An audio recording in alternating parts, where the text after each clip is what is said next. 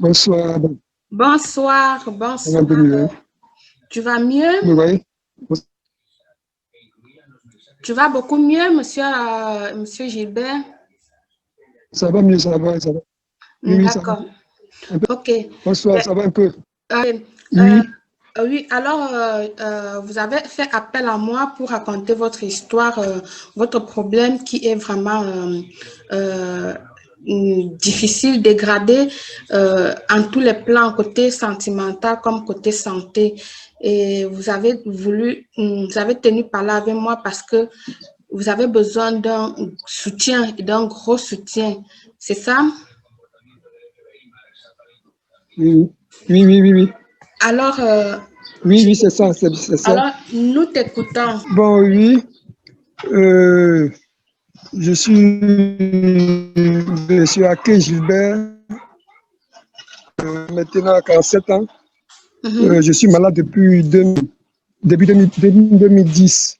2018. J'ai parcouru tous les hôpitaux, mais je suis d'Abidjan. Je n'ai pas eu gain de cause. Donc, Mhm. ça me fait maintenant 10 ans et plus que je suis malade. Je suis presque paralysé de 67 kilos. Mhm. Actuellement, je suis à 39 kilos.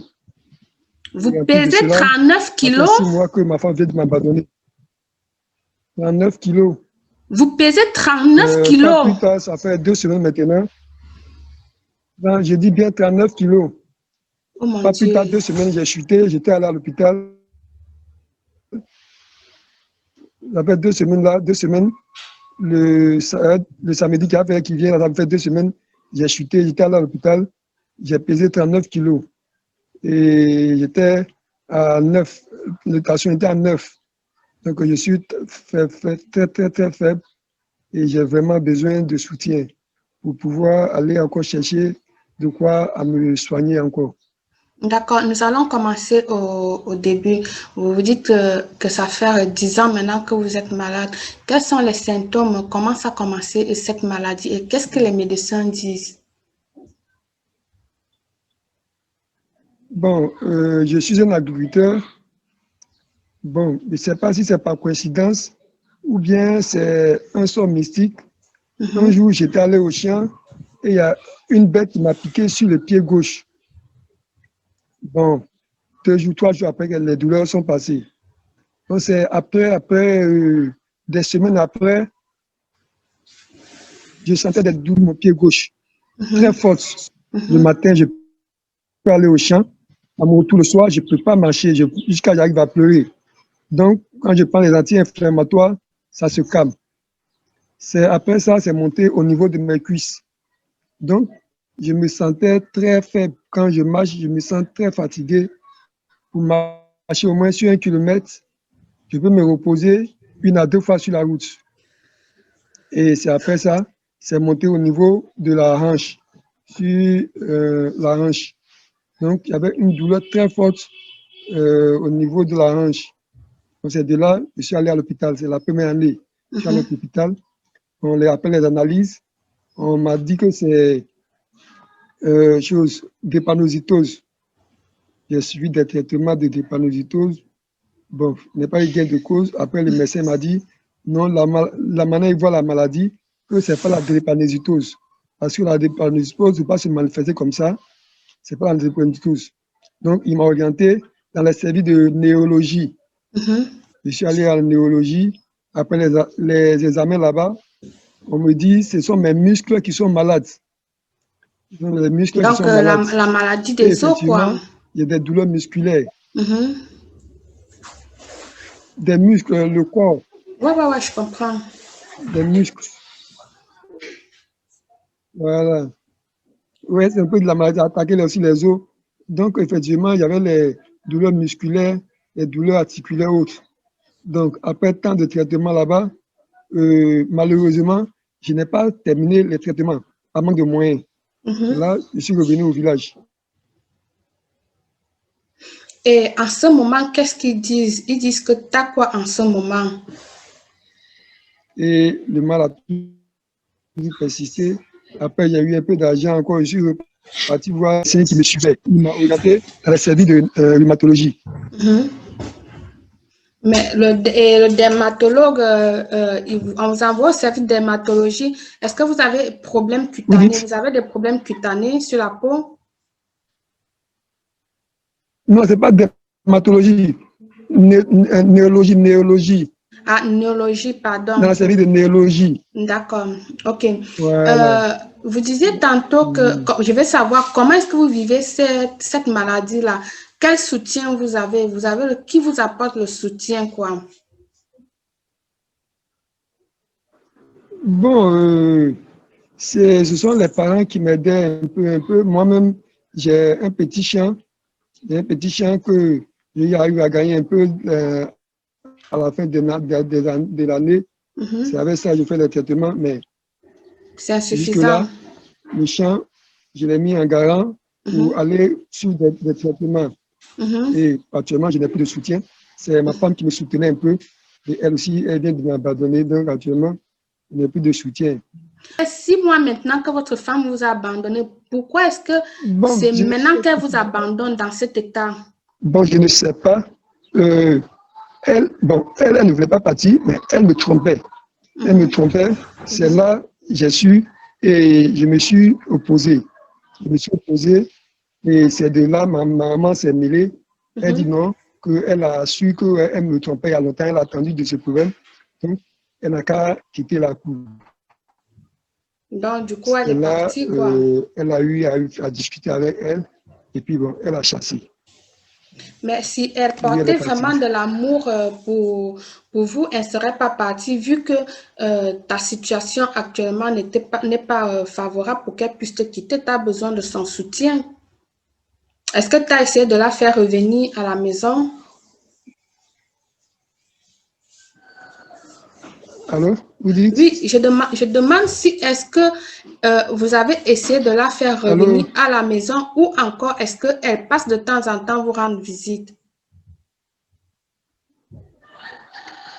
Oui. Bon, à la maison, la maman se pose. Donc, elle a loué une maison pour qu'on puisse aller là-bas. Bon, arrivé là-bas, bon, elle a changé catégoriquement. Donc, elle me laisse pour sortir dans les heures tardives. Donc, arrivé là-bas, l'infidélité a continué de son côté, quoi.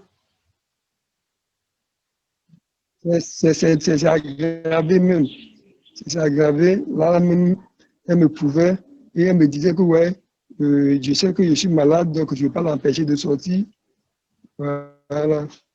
Donc, oh mon Dieu, c'est dans ça, il dit non, c'est pas la peine parce que tu vois que je suis malade, mais tu as train de faire encore aggraver comme maladie. Donc, c'est là, elle allait se plaindre chez ses parents et ses parents m'ont conseillé de donner des conseils en disant que ouais, actuellement, je suis en parlant avec ma maman. Donc, elle prend la responsabilité de m'accueillir, elle seule.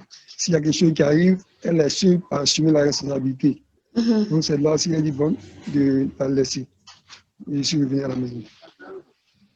Si j'ai bien compris, au début, vous avez dit ceci, vous avez 47 ans et actuellement, vous pesez 39, c'est 37 ou 39 kilos. 39 kilos pour 47 ans. Vous êtes paralysé toute la moitié du corps.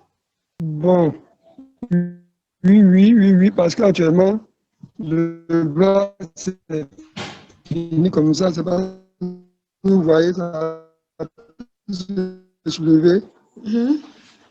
C'est bloqué aussi, c'est la même chose, je ne peux pas m'abaisser. Dans les pieds aussi. Donc, je m'excuse auprès de vous déjà parce que là, ça, c'est la lumière qu'il a pu avoir depuis son domicile parce que là, il a essayé d'avoir une lumière plus fluide pour que vous puissiez bien le voir, mais ça a été impossible. Et déjà, même là, vous voyez qu'il a tout maigri. Il ne fait pas un homme de 47 ans sur l'écran.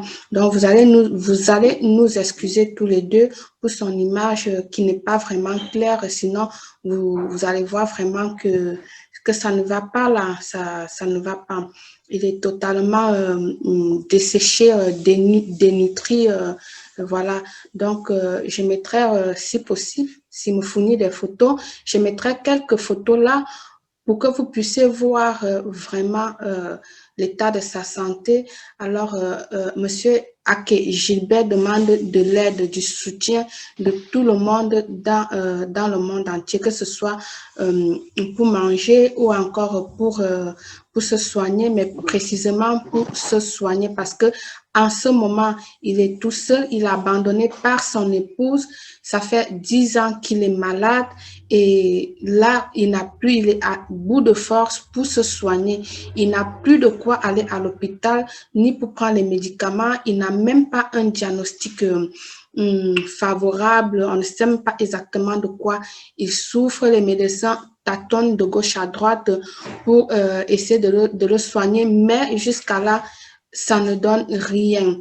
Alors, je vous en pleure, je vous supplie, je vous demande, vous qui nous écoutez, quel qu'en soit où vous vous trouvez, apportez-lui un soutien, même si c'est 1 euro, 2 euros, 100 francs, aidez-le. On dit ceci, main dans la main, on peut faire quelque chose. Si nous sommes comme ça, tous 5, 10, on apporte un peu, un peu. Monsieur Ake Gilbert pourrait aller à l'hôpital et suivre des soins normaux pour sa santé. Et si il y a un médecin qui nous écoute, je ne sais pas, si un médecin nous écoute, je vous en prie, et que vous pouvez prendre charge. Monsieur Ake Gilbert, franchement, faites-le. Ce monsieur, il a besoin de nous, il a besoin de tout le monde, il a besoin d'un soutien, il a besoin vraiment de vivre. Sa situation est tellement dégradée qu'il n'en peut plus. Vous avez suivi, il est délaissé par sa femme, sa maman, ses parents qui le soutiennent plus. Son petit champ, il a dû mettre à gage pour faire ses soins et là, il n'a plus rien, rien, rien du tout.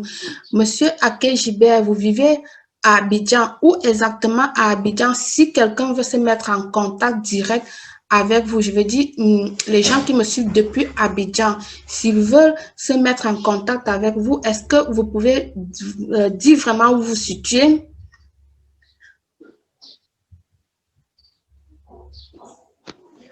Oui, bon, à Biguin, je suis à Makori, à Saint-Fil. Mais présentement, je suis au village. Présentement, je suis au village. Et je peux laisser mes contacts. D'accord. Vous pouvez laisser un numéro de téléphone J'ai par le vous-même numéro. et une adresse mail là. Chaque personne qui veut donner un don, qui veut vous soutenir, va vous contacter directement et non par moi. Vous contacterez directement pour vous soutenir. D'accord? Si vous avez un numéro de téléphone, c'est le moment de le dire et une adresse mail pour vous joindre.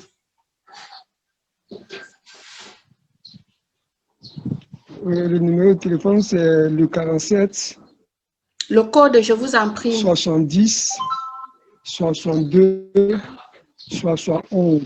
Répétez avec le code, je vous en prie, le code de votre pays. C'est 225 47 70 62 71.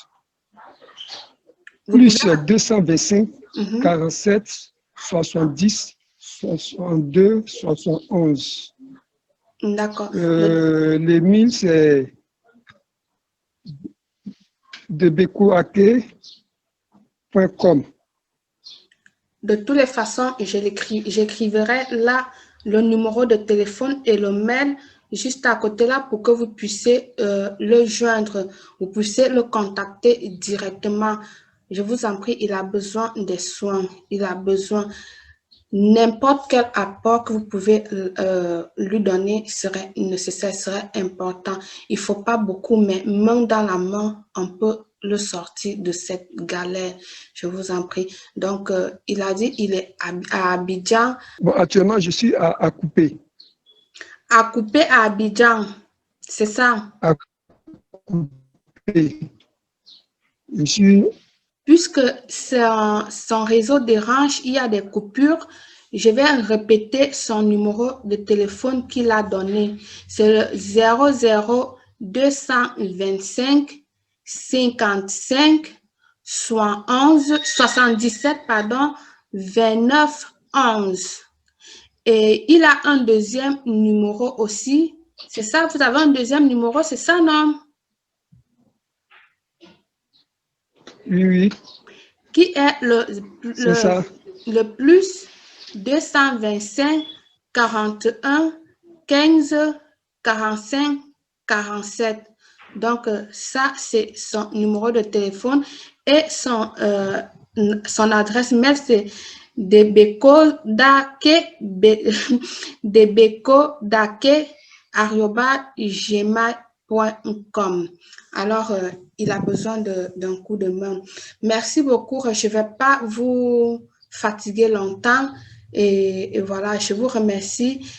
Prenez vraiment soin de vous. Que Dieu vous bénisse, que Dieu vous protège. Et espérons que quelqu'un va sortir de nulle part pour vous donner ce petit coup de pouce que vous avez besoin. Amen. Merci beaucoup, Belle. Merci, merci, merci. Que Dieu vous bénisse aussi. Que Dieu vous bénisse à vous. Qu'il vous bénisse à vous. Bonne soirée. Amen. Prenez soin Merci, de vous. amen. Je vous embrasse. Au revoir. Merci. Merci, merci, merci, merci.